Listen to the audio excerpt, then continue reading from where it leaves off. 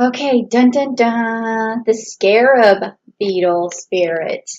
Wow. Okay, that's awesome because these guys are like ancient Egyptian spiritual guides. It's awesome. And it says magic works through you. Magic works through you.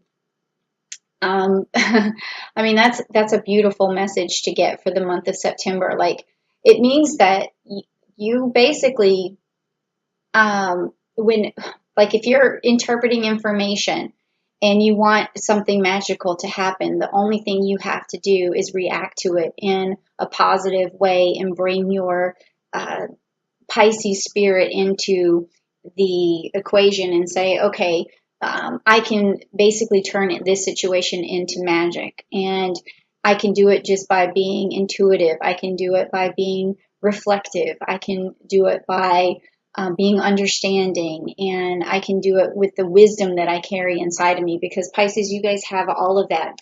And so even if you just dream this thing, whatever it is, Matt, it would turn into magic. So it comes through you, your mind filters it, and then the magic comes out of you. So basically, this is saying that you don't need anybody else to manifest anything for you because the magic is in you and it comes out and comes through you. And that is a seriously cool message from, I mean, even the Egyptians believed that the scarab beetles had this sort of magical power and it's an ancient power, and I think that Pisces definitely have ancient healing powers and all kinds of things that radiate from you guys. So also the decks that I had pulled was the Rider-Waite deck and the astrology deck because I want to get a story. What's your story for the month of September? And when I want to know a metaphysical story or what's going on in the metaphysical plane, I pick the Rider-Waite deck. And that is going to tell me something about, your story. So if you want to have a good story, please type down below, I want a good story, because we do want a good story. And they're all good stories, to be honest with you, because even though they expose things that are bothering you in your life, if it tells that story, then we've exposed it and we can work on it and we can move forward and we can find out how to move forward, because just knowing that on a metaphysical plane, there's an understanding, and that understanding of your life can bring it to that revelation or the revealing of your story can bring it to the forefront, bring it to life, and then deconstruct it and give you constructive energy and a constructive way forward. So it's all good. It's all good is basically what I'm trying to say in a very long-winded, convoluted way. Okay, and so now this cosmic deck here with the astrology deck is also going to tell me how things are interconnected on a cosmic level for you and that side of your story. So metaphysical, that is so crazy. These cards, these three cards, you can't see them yet, but they were the exact same ones for the Aquarians. So you guys have the same message for this month. And also, you have a different message cosmically, but the metaphysical message is the same. So what you have here is you have the Six of Wands upside down, meaning that you haven't had any personal triumphs lately, okay? And then also, you're not moving forward with your Knight of Wands and your manifestations. You're not, it's sort of like you might be short on ideas right now because you haven't had triumphs in a while. You short on ideas. That's pretty much what the Aquarius was talking about. The Aquarius reading was about too, but they got the groundhog spirit, meaning that they're sort of underground right now and they're not moving forward and they're not manifesting. And this is what you're getting this message too. And your Ace of Cups is also upside down, so you're not manifesting. And I don't know why. So maybe we'll look at the cosmic story here and find out exactly why. So you have the Aurisha card, which is the Seven of Cups, and it's upside down. This is telling me that this is a Pisces card, by the way, the Aurisha. with the Alrisha card, it's a constellation where it's metaphorical for bonds in your life. And this means that you need a stronger bond with someone. It could be someone you love, someone you miss, someone you care about, but you definitely need this bond to be stronger. And it has a lot of Pisces energy in this particular card. And then you have this fixed water card, which is upside down, which is the Queen of Cups, which is telling me that emotionally you're drained. Emotionally you want more. I'm feeling that a lot. Emotionally you just want more. And then this card is upright, which is the Six of Pentacles, which is a nurture card, and it also is a Saturn card. And it's about moving forward.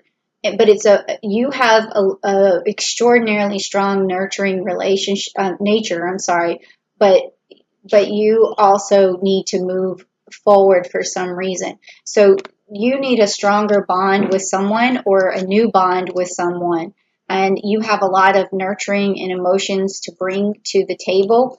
But right now you're stuck emotionally for some reason, and that's keeping you from manifesting.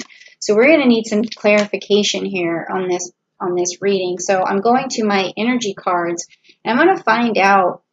I think I'm going to have to pull two, because I need to find out what this energy is that you have, and then what kind of energy do you need to fix it.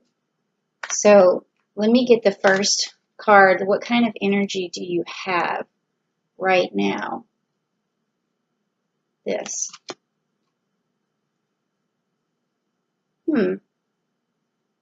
Well, that's interesting, because it's saying that you're searching for victory, or that you have a victorious energy. So, but it has to be stunted here according to these cards. Like emotionally, you could be seeking this victory, and this card here is about victory, but it's upside down. So maybe you just need a win.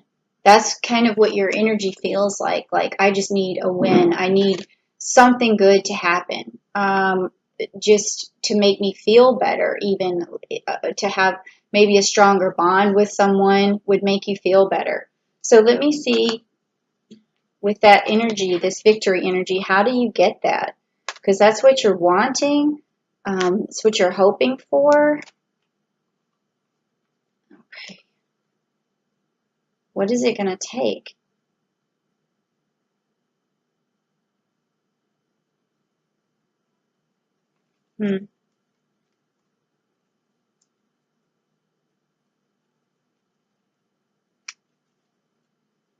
Felt energy back here. It's this one, because this is the second time I felt the same card. Okay, it says a man holding a heart. Okay, so I feel like this is you need closeness in a bond to feel victorious, to be able to manifest again.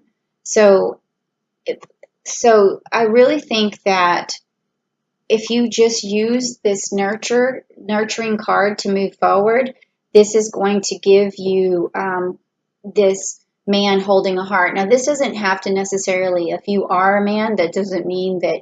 It just is a bond between you and another person, okay? So if you are male, this could still mean female bond, okay? Or if you or if the other way around, you could also see this as a dominant male sort of figure who you need a better relationship with, okay? So this nurturing nature of is going to help you move forward, because whenever you're dealing with this masculine bond or masculine energy, you have to always come with a nurturing soul.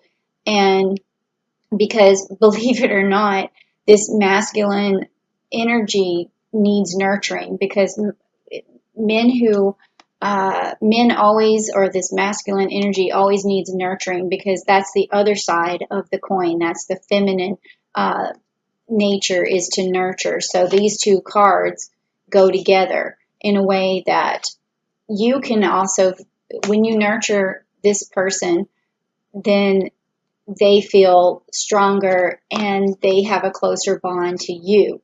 So nurturing is a way forward. I always talk about that in the Zodiac Love Code system that I wrote, and I usually put that down in the description box below. And that nurturing is huge in a relationship. And what do I mean by nurturing? Well, you want to look after that person's sensitivities, their